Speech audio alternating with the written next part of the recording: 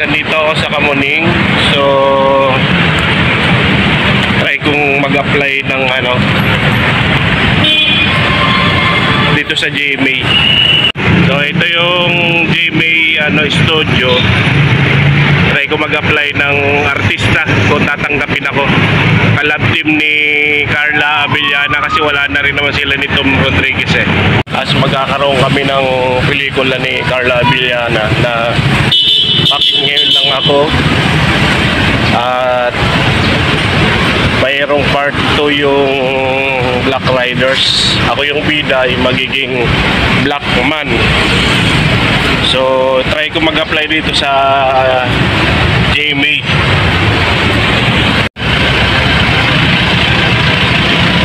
So ayan.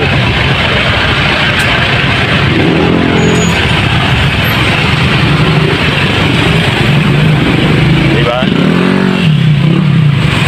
Kita nyo naman mga paskil. Dalang araw meron na rin ako dyan naka